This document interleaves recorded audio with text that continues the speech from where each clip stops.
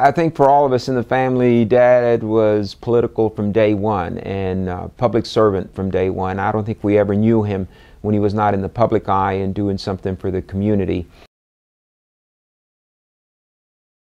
It was there all the time. I mean, there are many personal, family type settings where when he spoke to us or he led by example about commitment, a social conscience that the world is bigger than your backyard and there are other people in this world. The greatest memories I have, of course, I think, that stand out for me, because I got to hang around with Dad, I was fortunate to be the right age, would be during his state senatorial days. And so I think May 1957, when Dad was on the Senate floor filibustering against the segregationist bills, and he was joined by the wonderful state senator from Laredo, Chick Hasen, and together they held the floor probably for about 33 hours and defeated 5 out of maybe 6, if I remember, Jim Crow laws. So I think those bright, shining moments when Dad just championed the causes that he always spoke and talked about, but you saw something tangible on the floor of the state Senate. It was a great moment.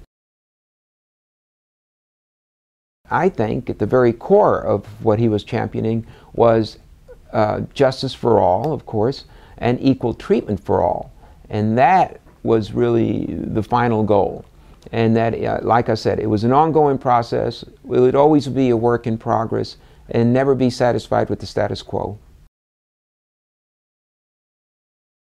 This award, I think, is proof positive that Dad's work lives on and hopefully forms that inspiration that I was talking about as far as a legacy.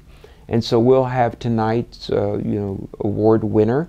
I participated in the past couple of years, and these are champions in their own right.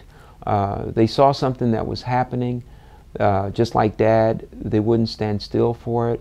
Maybe it did not impact them directly, but it impacted someone else. And everyone counts, and it motivates individuals to basically join that fray and make their own contribution. And that's the most important lesson. So I'm just real thankful that there's an award that bears my father's name, and that the recipient also shares, again, the same inspiration that my father shared, the same motivation, and that they all will make a difference. And the fact that my father's name is associated with the award is quite gratifying. So I just wanted to say thank you.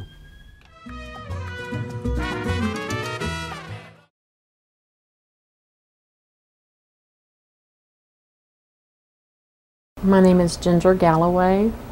My son is Joseph Galloway, and he was in TYC, sentenced for 9 months and stayed for 4 years and 1 month. When he was at Giddings State School, he was sexually assaulted by female staff when he was 15 years old. At one point, he was locked in, he was in security, and a security officer. There's just a few cells that are single cells, and there was a large inmate in one of the cells. They were all full, and he was yelling out, "Put him in with me, put him in with me." And the officer opened the door, made my son strip, put him in the cell with him, and locked the door behind him, and allowed that other offender, who was at that time much older and much bigger, to rape and sodomize my son. He has been verbally, physically, mentally, sexually abused his entire incarceration.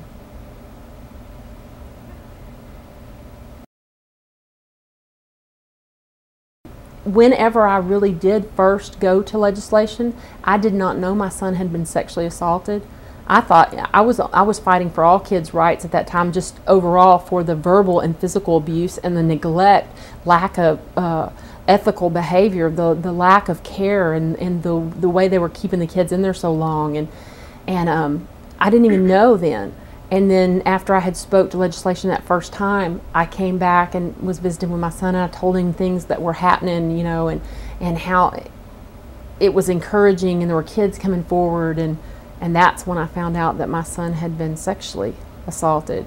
And I mean, and then from there, I was just like, it was like somebody set me on fire, and, you know, I couldn't be put out. I think that TCRP has been there. They've had our backs since Scott and I first talked. You know, they've intervened. They have been there with advice, phone calls. They've backed us up, given us advice. They're fighting for these kids, and, you know, their rights, their civil rights.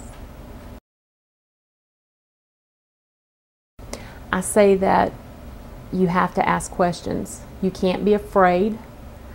Don't let people tell you you can't, because I come from a town population 360, and a year ago you'd never told me that I would have been interviewed or been standing before legislation fighting for bills and new proposals, and, you know, scrubbing bills, and sitting in senators and state representatives' offices and having them ask my opinion.